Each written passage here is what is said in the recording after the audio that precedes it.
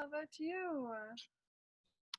A little busy, but I think I told you I was trying to take off tomorrow and Friday, so it seems like everyone has like thrown everything in the last 2 days. So that's okay. Just makes the day go by quicker. The hard part is, um, like a lot of folks, our office, we're predominantly working from home. And so the idea of a normal work day is completely skewed. So Yeah. what may be normally, an 8:30 to 5 o'clock day now has turned into like a 7:30 to 7 o'clock at night day. Yeah. And like that's how I feel the same way with like schoolwork and stuff. It's no longer like doing the schoolwork during the day. It's like all the time, anytime. Yeah, I mean, everything blends, day to day. I'm not even sure I even know what day it is. So I think we're all just, trying to uh, bear with it and make sure that, we're kind of sort of normal to the best that we can be. So yeah, it's fine. Well, as I had mentioned, I'm happy. You froze. I can't hear you.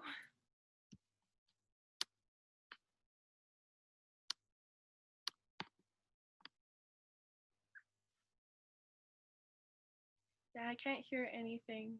Your screen is completely frozen for me.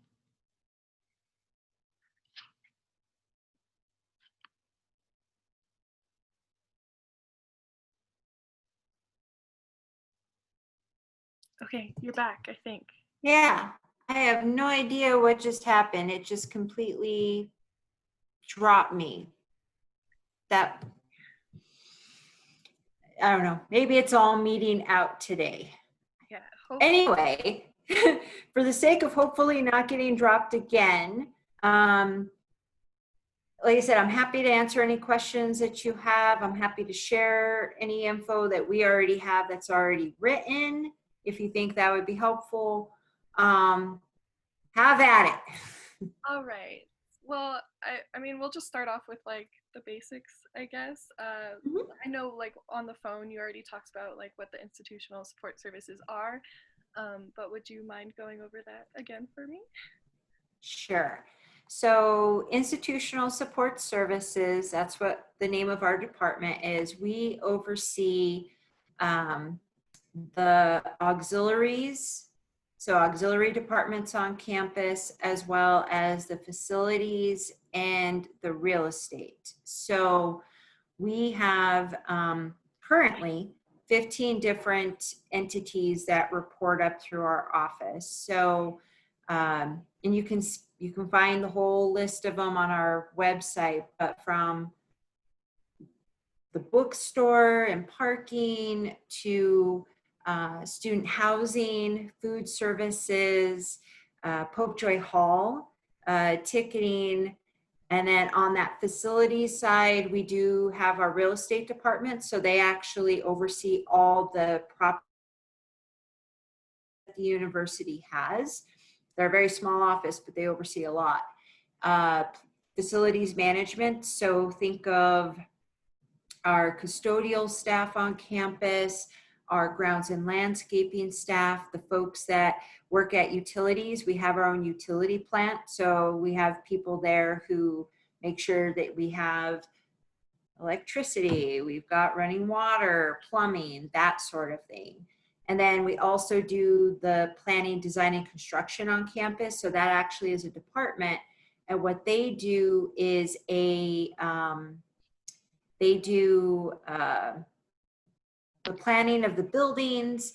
They also do the capital requests. So they take forward capital requests to the state for funding, and then we work with architects and they design the buildings on campus. So for instance, like Johnson Center, that's something that's getting ready to, technically it was supposed to open earlier this year, and then obviously COVID happened, so it delayed a lot of things.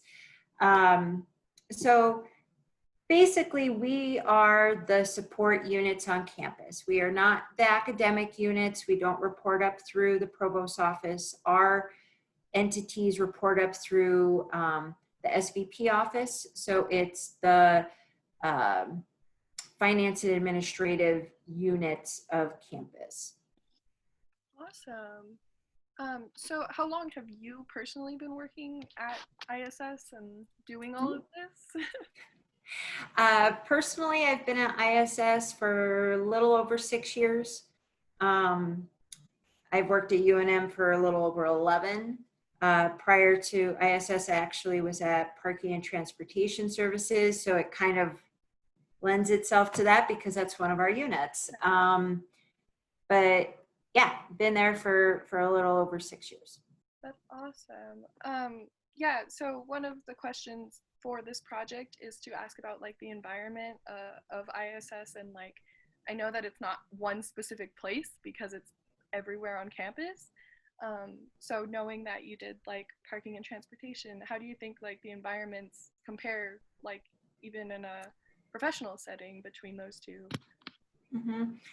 So what I can tell you with each of the units, it just sort of depends on what the job function is. So even when I was at parking, I still was more of a administrative and human resources role. So I still had what would be considered a desk job, but there are individuals that we do have out in the field. So a lot of our staff either are in customer service, so think like the bookstore or the golf course, or they are out in the field doing things like grounds and landscaping or custodial or our bus drivers. So it's kind of all over the place, but in terms of our office in general, we are predominantly we're behind a desk. We you know, in meetings, we do a lot from the desk, from overseeing how those operations go. But yes, depending on which unit, there may be more hands-on type of work. So like we do have certain techs. So for instance, in facilities management, we have HVAC techs, plumbers, electricians.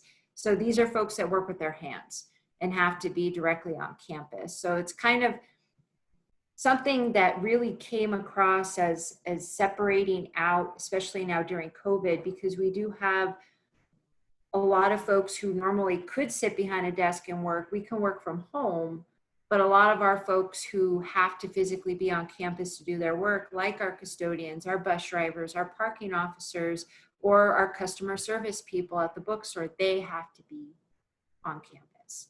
Right. So there's no ability to do work from home. Yeah, it's definitely interesting to see how like different departments are having to adapt. Right, and some are doing hybrid type of thing too, where they're going in for a few days and they're staggering out schedules so that way they don't have as many people interacting together, so we can sort of de-densify the workplace. So everyone's trying to adjust in different ways. Definitely. So I also wanted to ask, like, if there's a goal behind ISS, if there's a certain like vision that they have in mind, of course. But I also want to ask if like your personal goals like align with that, and like your personal goals for your life and like within your career, obviously. So our overall mission statement is that we want to be able to provide seamless services to all of our customers. So whether that's students, staff, faculty, patrons, visitors to campus, is to provide those seamless services. So by seamless, I mean, hey, if they're planning to hold an event on campus, do we have uh, parking available to them? Do we have catering that we can offer them? If it's going to be something for graduation, we work really hand in hand with the university secretary's office between the bookstore, because our bookstore, they're the ones that pretty much get all the graduation regalia. And so they coordinate with the university secretary's office. So in the end, is to provide the seamless services to those customer groups, but also to be able to do it in the most technologically advanced way. And then also to be able to provide exceptional service to those folks. So, and how that aligns necessarily with my own personal goals. I grew up in customer service. I used to manage a Cold Stone Creamery in my undergrad years. And so for me, it was always about creating that. For us, our vision was always to create the ultimate ice cream experience, because you have to set yourself apart. And so for me, it's always been within my own goals, it's always to be able to provide whatever that service is, which is why when you called me, of course I'm going to help, because, you know, I'm not going to push somebody away, and never would anyone in our office do that either. Because to us, you know, students, you guys are the reasons why we are on campus. You guys are the reasons why we do what we do every day. Yeah, because I feel like ISS, just like looking over the website and stuff, a lot of the services that you do provide to the campus are like campus life things, and like what make the campus feel like a home to a lot of students. Mm-hmm. And one of my questions was, I wanted to know if it's changed at all since you've been a student, if you think that it's always like been this kind of big organization to keep everyone together, or not to like, not in that sense, but you know what I mean, hopefully.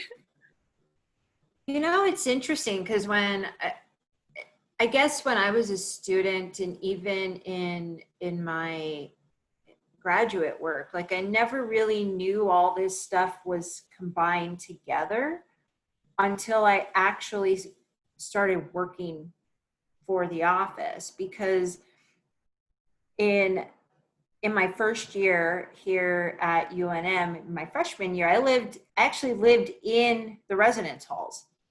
Never did I think, you know, 15 years later, I would actually be working in an office that oversees the residence halls, or our food services, or the bookstore where I used to go and get my books all the time, like, or my supplies. I never thought that. And I never knew that they worked together. And I can tell you that when I started at ISS, because that's what we call ourselves for short, we definitely did kind of an overhaul for communications and marketing, because we really wanted to help identify who we were across campus. Because I think often people did see us separately instead of as one unified unit. And so what we did is we created a communications and marketing group within ISS to be able to spread out that information. So working with our own internal employees, our employees didn't know who we were, but they were literally all in these departments. So it was working on setting up a newsletter, a listserv, awards and recognition programs. Those were the types of things where we wanted to share that with those folks. And then we started branching out to explain who we were to our key stakeholders. So think provost office, some of the colleges, trying to think of a couple of other ones off the top of my head. You know, IT, like all these places didn't really know we were this one unit. So we started working with the stakeholders. Now our newest thing is really reaching out more to new student orientation as well as new employee orientation, and being able to present us as a package to say, hey, we have all these services, welcome to the pack type of thing. Right. So we're working through it. And this year was the first year in which we did try to do a coordinated effort with all of our units, especially during new student orientation, because as you probably saw, it was online this year, right? First year ever doing it. And our communications person in our own office, I know she got a little stressed out, because all of a sudden we said, hey, everything you guys were doing for new student orientation, you don't do that anymore, because everything's going to go online. Oh, and by the way, this is 2 months. you guys have like 2 months to get this all together. So, you know, we've changed a lot of those modes. So what has changed? I would say the delivery of how we communicate with our customer groups to help them see we're a unit. We're not just individual departments anymore. And we're trying to get better at it. And hopefully it's working. Yeah, that's awesome. One of my other questions was, I wanted to know like what your like customer groups are, because obviously like the students are a huge part of that, but you know like Pope Joy Hall is open to the public, so Yep, it's a much that is bigger true. audience. Literally, our customer group is everyone. So yes, students absolutely are our primary customer groups. Staff, other staff on campus, faculty on campus. For Pope Joy, it's definitely the patrons. We get people from all across the state, sometimes even across state lines. Their vision is to be the premier performing arts center of the state, which I would say they are. We do also have, and this one isn't probably the most heard of, is just general customers at our golf courses. Oh, So, you know, when people think Pope Joy, they think, you know, patrons that go to see a performance. And we always talk about the students, faculty, and the staff. That makes most sense. But we also have our golf courses, and our golf courses actually service a number of people, not just customers to their facility, but they also service athletics. So UNM athletics. So we have our golf teams, the men's and women's golf team. Technically, they're a customer group for us. So we have a few different missions at the golf course, from outside in the public to the university to our athletics team. So, you know, I apologize. I want to make sure he's sorry. That's what happens when you work and everyone's in the house and you have like a bunch of people talking. So I'm sorry. no worries. Thank you though. So do you know like some of the history behind IS, like how it was founded and stuff? Because I know Pope Joy is obviously a very old building, and I assume it came before like the organization of the departments. Ooh, that's a good question. I can tell you that ISS as an organization, it wasn't always called ISS.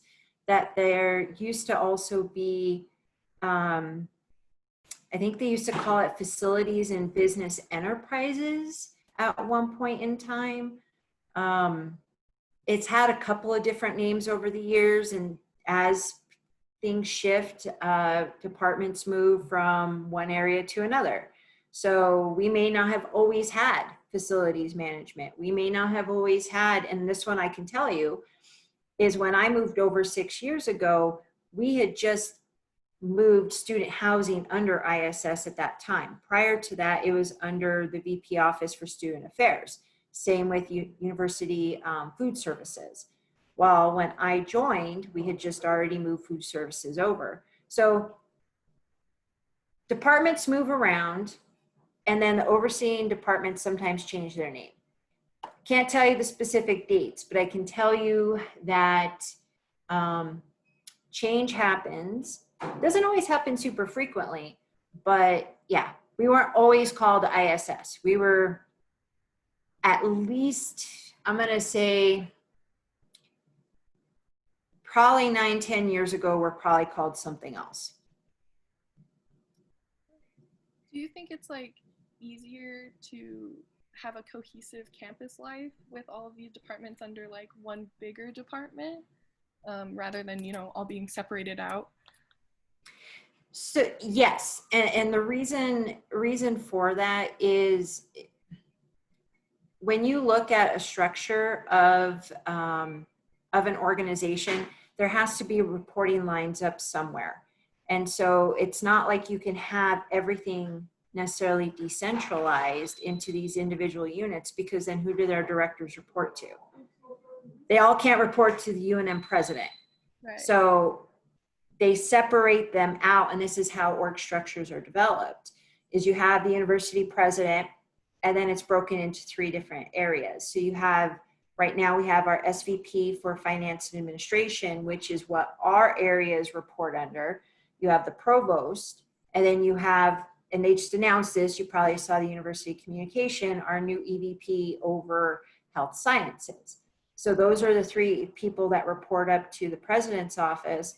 From there, it's broken down into these individual areas. So the provost has all the colleges, everything that's academic. Our SVP, she has all the finance administrative functions. So we're considered one of those units. But then she also has all IT, all HR, all budget, our budget office. So everyone, it all has to flow up somewhere, because in the end, it flows up to the university president, who reports to our board of regents. Cool. I had one more question. Oh my gosh. It's okay. So with like the services that ISS does provide, is there like one in particular that you think is like more valuable, or I don't want to say like more valuable, but like that you have a particular affinity for and that you think is really helpful for students? Oh my goodness. Oh, you know,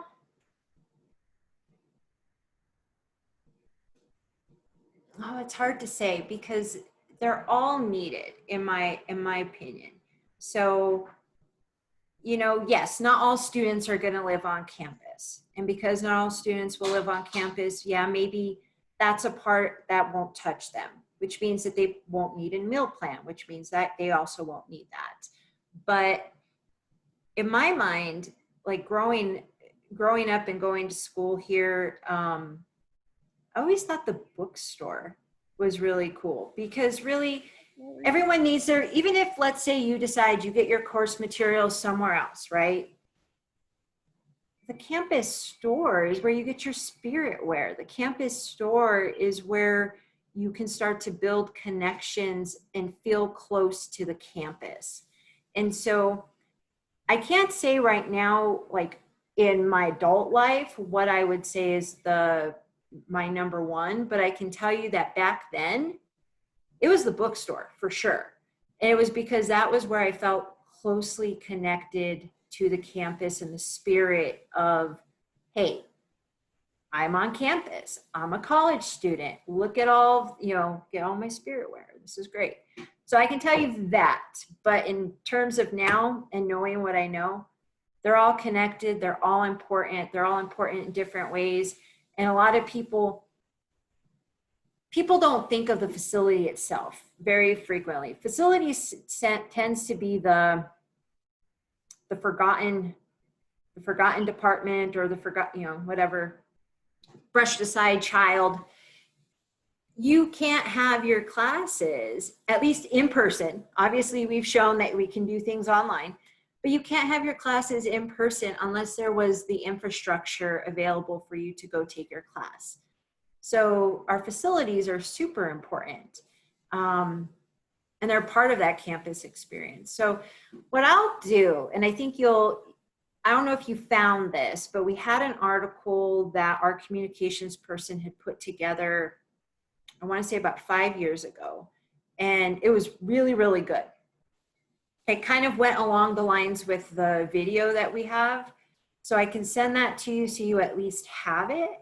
And then, you know, if you want to extract some information from it, go for it.